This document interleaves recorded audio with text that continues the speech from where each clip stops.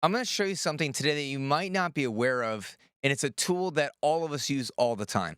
And it can literally make or break the sound of your mix. We're going to talk about EQs today and some of the biggest pitfalls that people fall into. And I'm going to show you how dangerous it is to use high pass filters in your mixes if you don't know what you're doing. These are the fundamentals that you have to make sure you get right. Otherwise, you're always going to struggle with trying to get a good, consistent mix every time. Now, if you need some extra help with that, I have a free downloadable mixing cheat sheet that you can download in the description. It has my favorite go-to settings for everything that you're going to run into in a rock or metal song. So be sure to go and grab that. Now, I want to first start by talking about what an EQ does to our music. This is called Plugin Doctor, and this allows us to analyze what's going on underneath the hood of our plugins. So if we take an EQ and move this boost around, we can see the output right here. So it's doing exactly as we're expecting. It's increasing the frequencies right around 2200. Now, Plugin Doctor allows us to go a lot deeper than just the frequency response. We can look at what's happening in the phase response. Phase response is simply just the timing of the frequencies in our music. It's telling us how much we're shifting different frequencies in one direction or another. And what that means is that we're just shifting the starting point of some frequencies with respect to others, okay?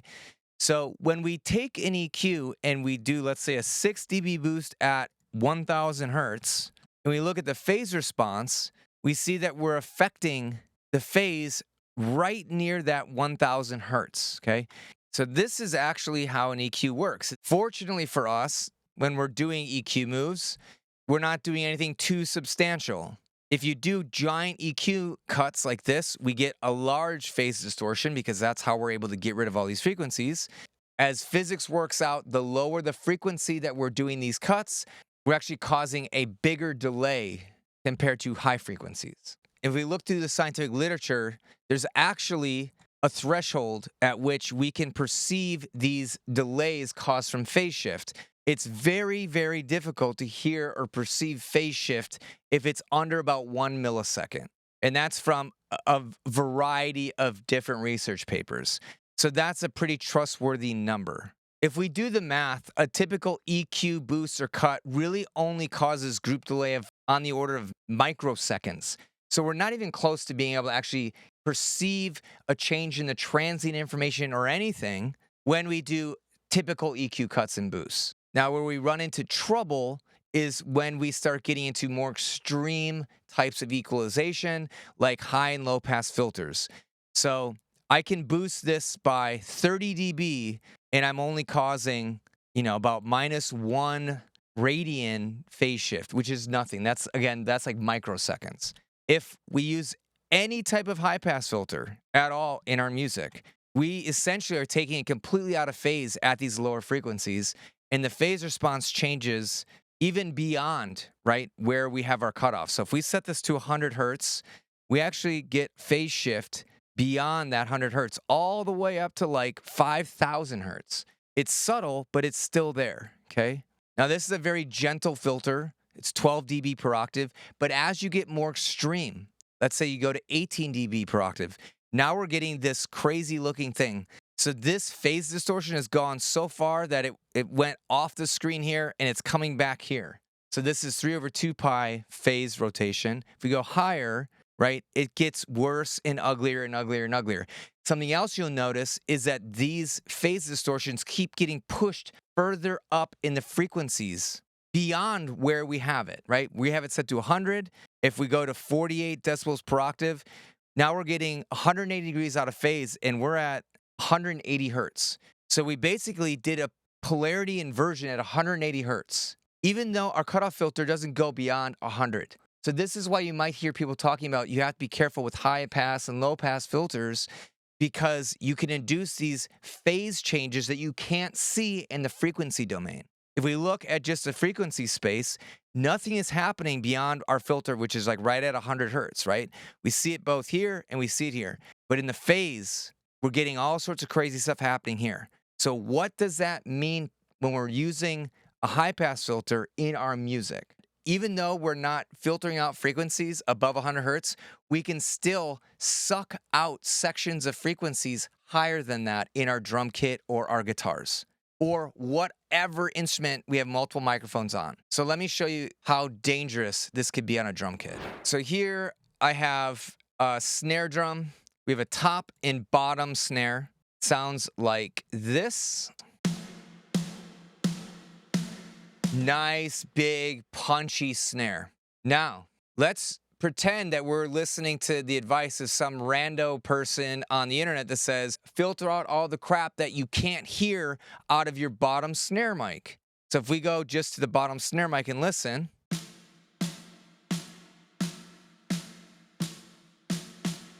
the fundamental of that snare drum is at 176 hertz here, and there's really nothing else down here. So if we go to 80 hertz, and let's just put like a pretty steep high pass filter on this. Now let's listen to what it does to the snare. Really like nothing, right? Without it.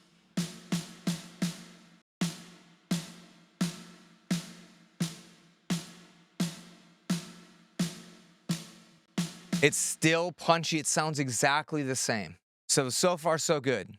Here's where there's a problem. When we have snare bottom mic and a snare top mic, and the signal was recorded at the same time, there's a phase relationship between those two microphones. If we start filtering off stuff we can't hear, if you remember from Plugin Doctor, we can affect frequencies that are way higher up, right? So we're changing the phase relationship between our bottom and top snare mic in certain frequency ranges that go beyond where we have our high pass filter. So we could essentially be like phase canceling out all the frequencies of our snare at like, I don't know, 200 hertz right here, because this is 180 degrees out of phase now because of that high pass filter. So now let's go back and let's listen to the snare top mic by itself. Snare bottom.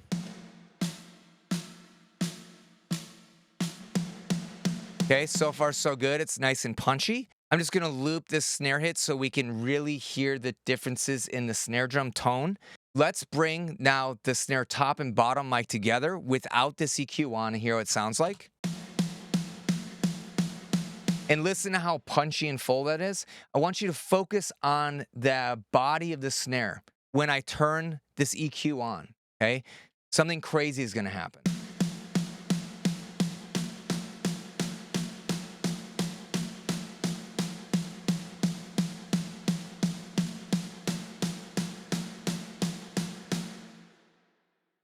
It killed our snare drum. But when we listened to it in solo, it didn't change the sound at all.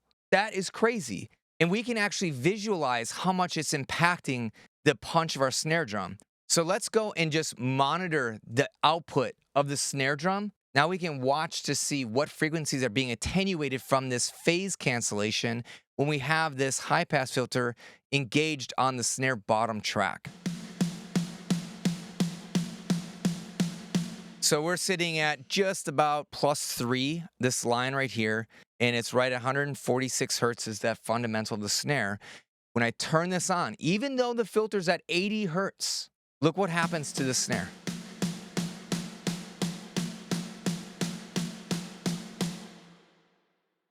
The body is like barely over this 0 dB line, and we lose all the punch. You can watch this in real time as I turn this on and off. Just watch that fundamental.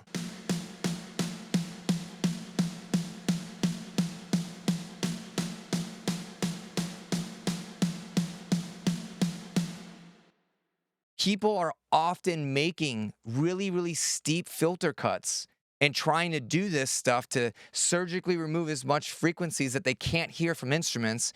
But all it does is causes phase inconsistencies when you sum all the microphones together to make up a drum kit or a guitar tone or a grand piano. So how do we avoid this if, let's say, there is some bass bleeding into our bottom snare mic? The simplest answer would be to use something called a linear phase EQ. Fortunately for FabFilter Pro Q3, we can just change the EQ type right here and just go to linear phase. And what this does is it corrects any of that phase distortion. The way it does it is kind of ingenious, but it's too much for the scope of this video, so I'll cover that in another future video. But we can prove it to ourselves that we minimize phase distortion by going back to Plugin Doctor. So now, if I take my high-pass filter, convert this from regular EQ or minimal phase EQ to a linear phase, watch what happens to this phase plot. Almost completely flat. So we can feel confident that we're not going to be causing those frequency cancellations now. All right, so now that we're back at our song, if we change this to linear phase, we'll see that the overall snare sound does not get attenuated when we bring this EQ in. Okay, without it,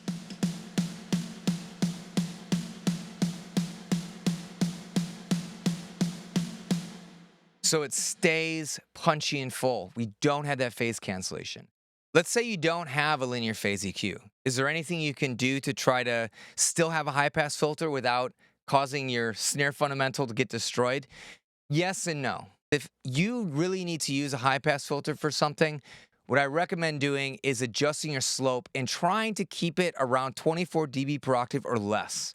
You can see that we're not causing quite as much phase disruption here, right, as we are when we're at minus 48. There's all sorts of stuff going on, and it becomes less and less the lower the slope number.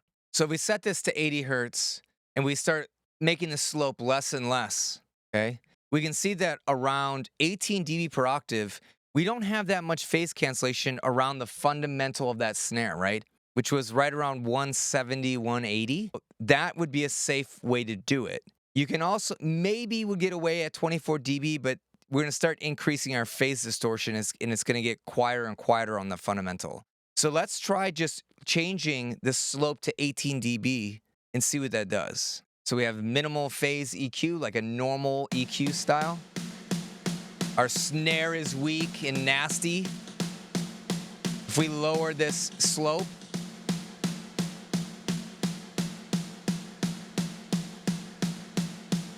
and you can visibly see that our fundamental is getting louder and louder the lower and lower we take the slope. So we'll just find a sweet spot where we get the punch back, and then that's where we'll set our EQ. So this is really bad at 48 dB per octave. Let's keep going. Getting better, it's getting punchy again. This is really punchy now.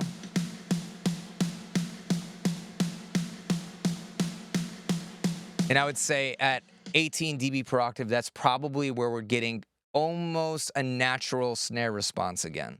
Okay, so again, we're not using linear phase EQ because we don't have to, because we can just change the slope. So anytime you reach for a high pass filter, you have to be aware that you could cause these types of phase disruptions. So if you want to get rid of muddy frequencies in a multi-mic'd guitar cabinet, do not crank this up to like 72 dB per octave, because you're going to cause all sorts of weird holes in your guitar tone.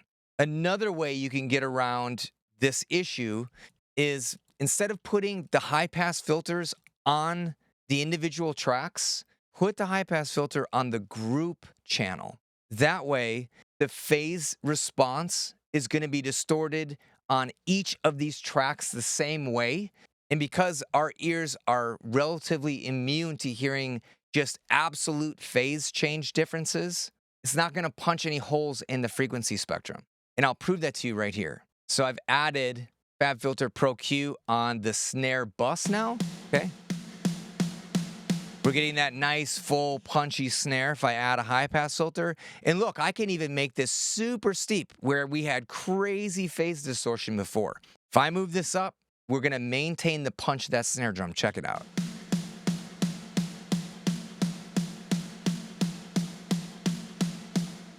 You don't even have to listen. You can see visibly that that peak is staying exactly where it is, and we have just a regular EQ that we're using. We're not using a linear phase EQ here.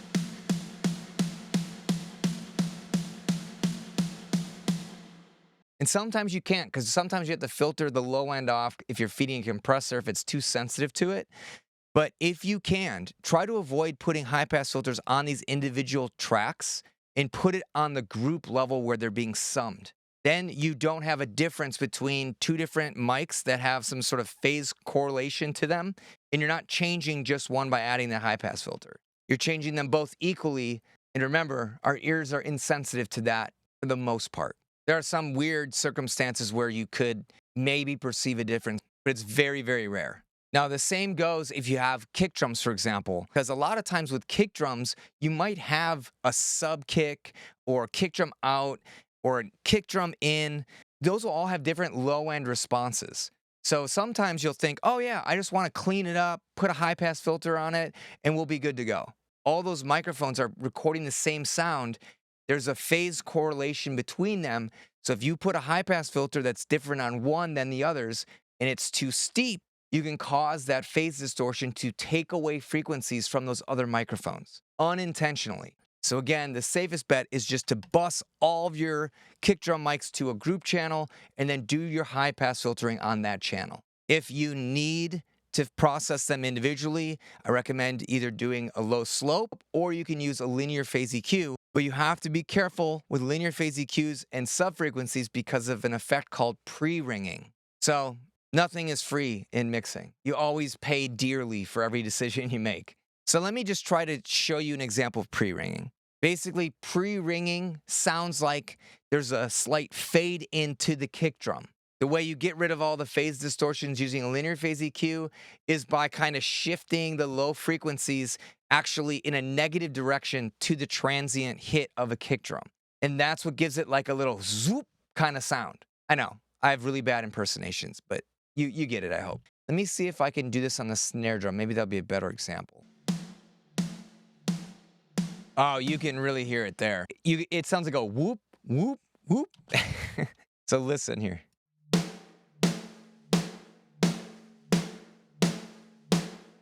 And if we bypass it,